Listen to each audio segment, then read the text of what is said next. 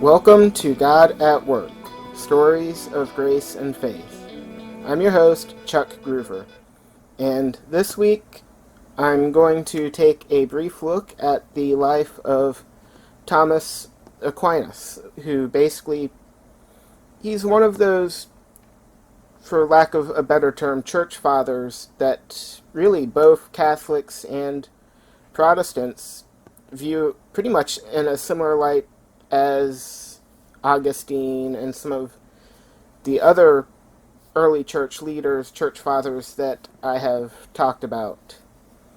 So, who was Thomas Aquinas? And that's pretty much what I'll be looking at this week, is pretty much just his life. And I'll probably mention it again at the end. It's just, I started to look into also covering his theology and his philosophy, and possibly his philosophy. The only issue is there's so much there that this would have been just too long of an episode. So, Thomas Aquinas was born around the year 1225. Some of the sources I looked at said 1224, 1225. Others basically gave more of a range of 1224 to 1226. So we don't know the exact year of his birth, but it was within that range of a couple years. And he was probably born in the castle of Roccasecca. I'm not sure if I'm getting that pronounced right, which was located near the Aquino in what was at the time the Kingdom of Sicily.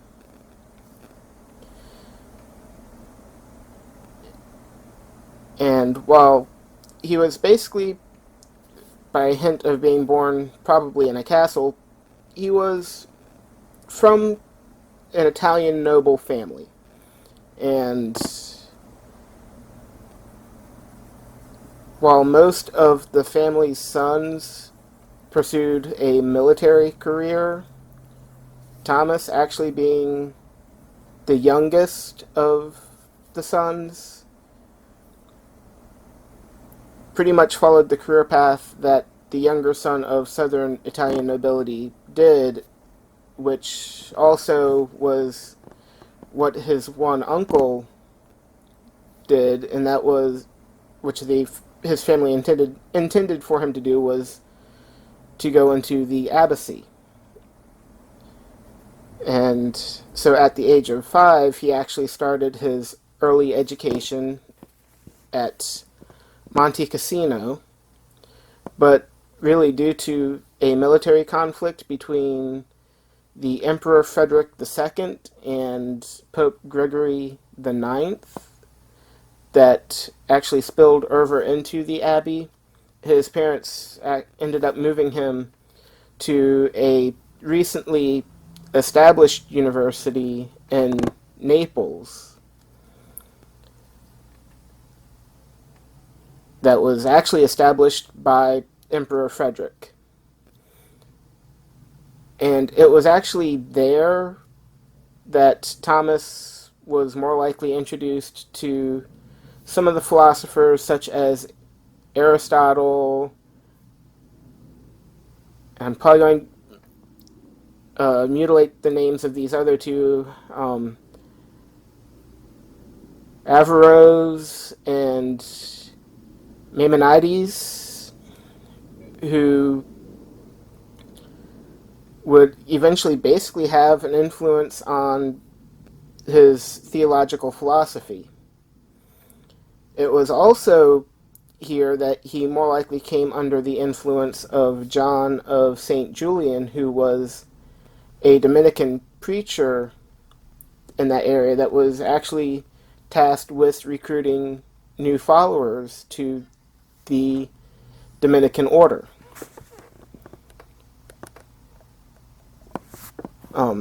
Skip forward some years to at the age of 19, Thomas basically resolved to join the Dominican order, and his family was not really pleased with that decision, And actually, to prevent his mother from interfering with Thomas's plan of joining the Dominican order, the Dominicans themselves arranged to have Thomas moved to Rome and then to Paris. But while he was traveling to Rome, his mother actually had tasked his brothers with seizing him and essentially kidnapping him, which they did while he was drinking from a spring, and took him back to his parents, which there he was held as a prisoner by his family for almost a year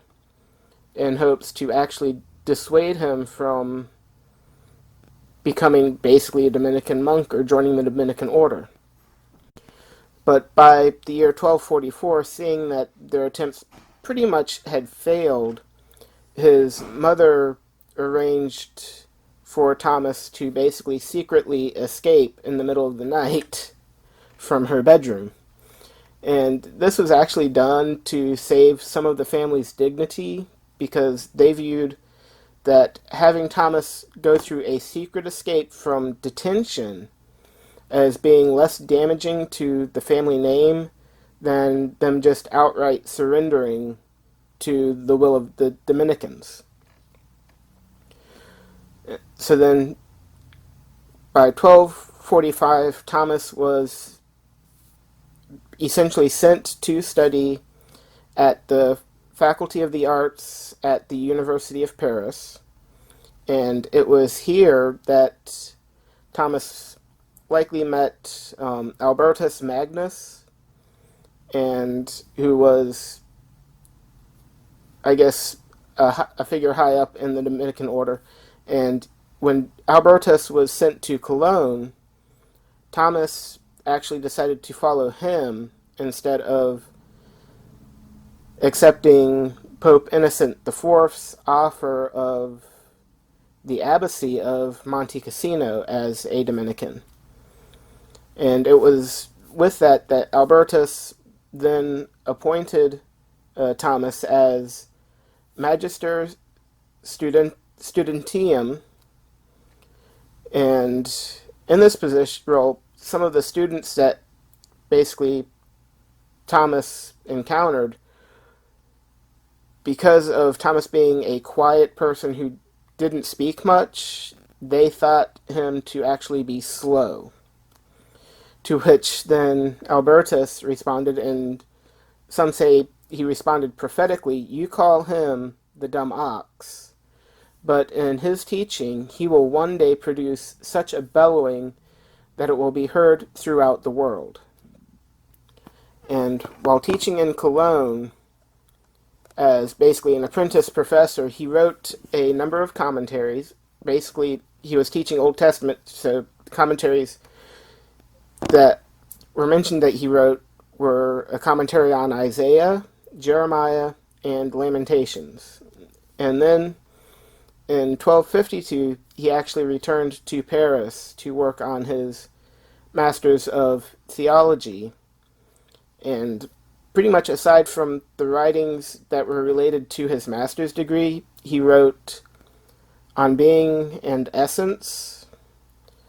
And then in 1256, he was actually appointed as Regent Master in Theology at the University of Paris. And while there, he wrote against those who assail the worship of God and religion, as well as disputed questions on truth, and a number of other works, which included starting on his work that became known as Summa Contra Gentiles.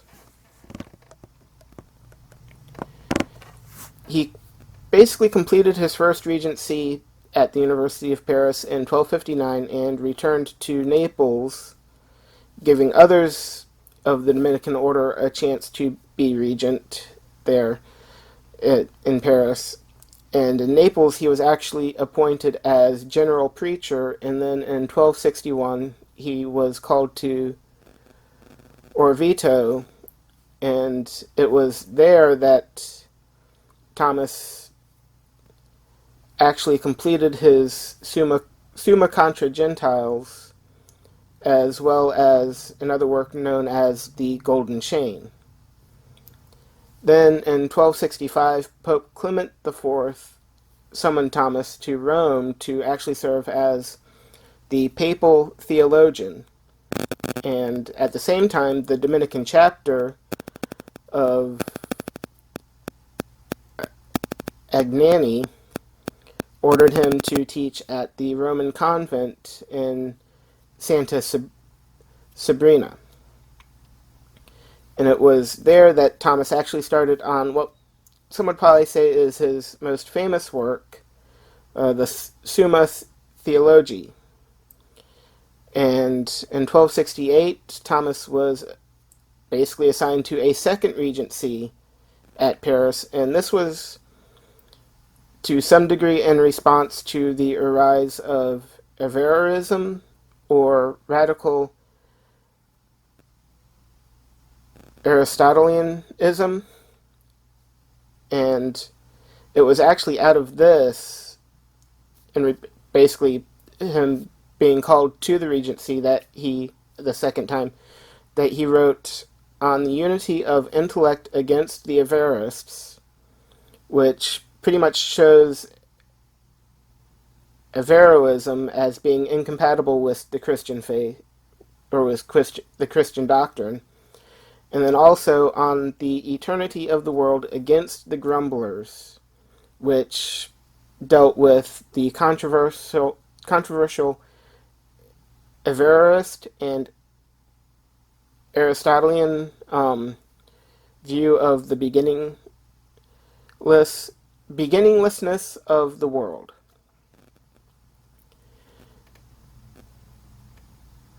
There are a number of other controversies that arose during his second regency. Some of it was the Franciscan order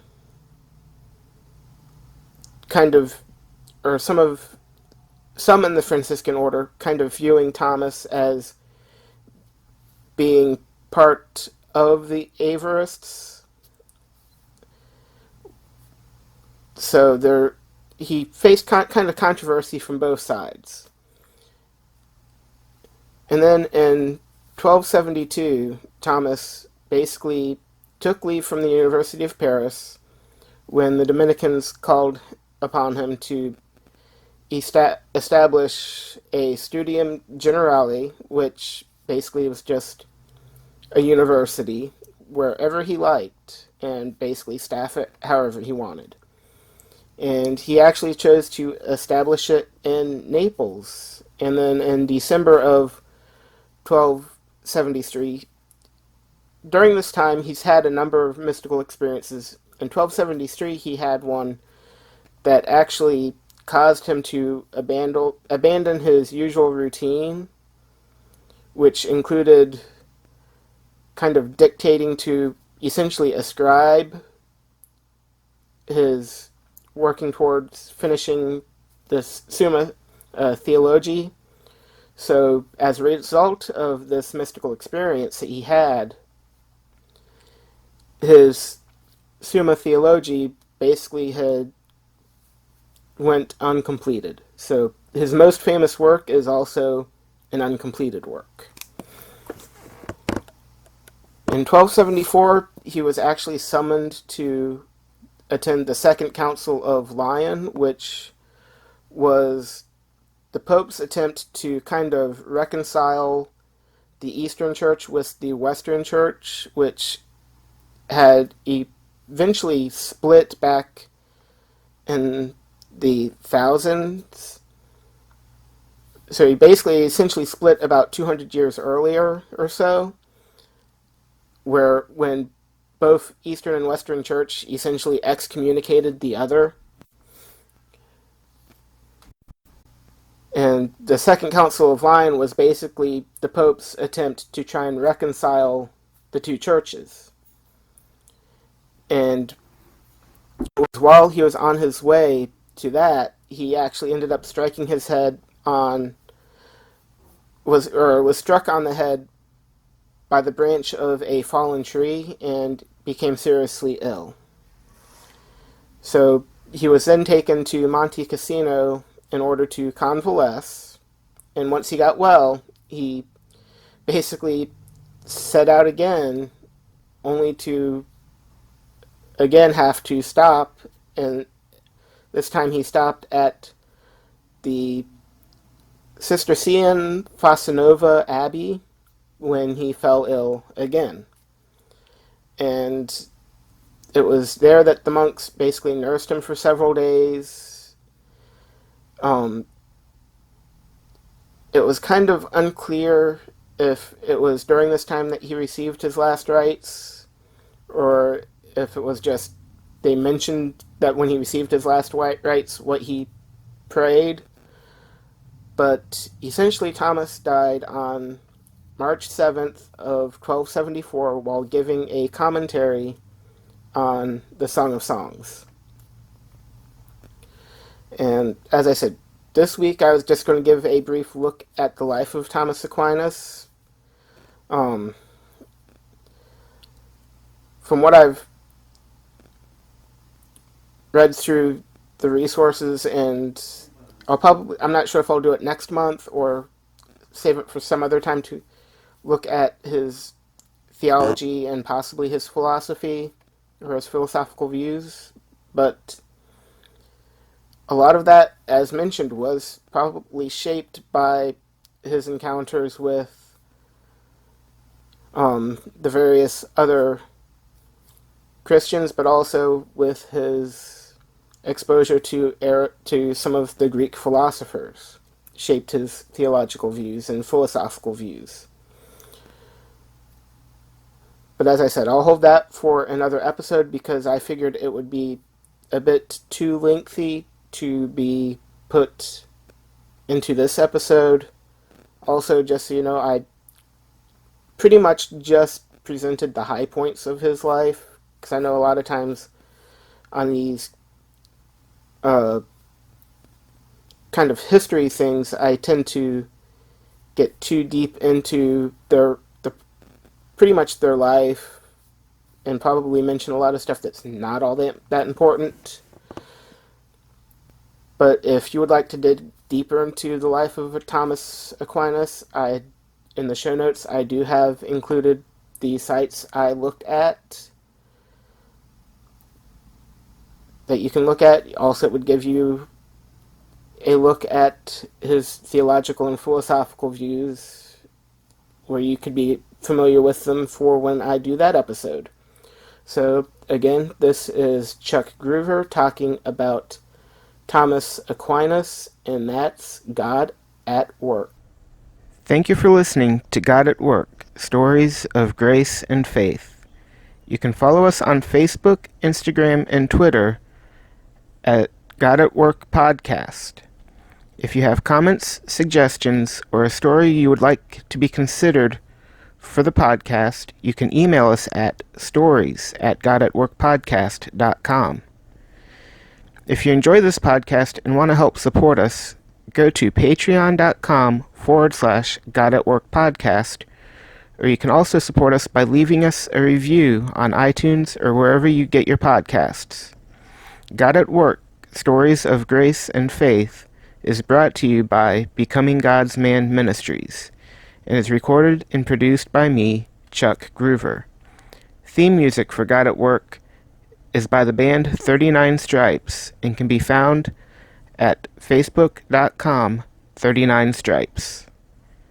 And again, thank you for listening.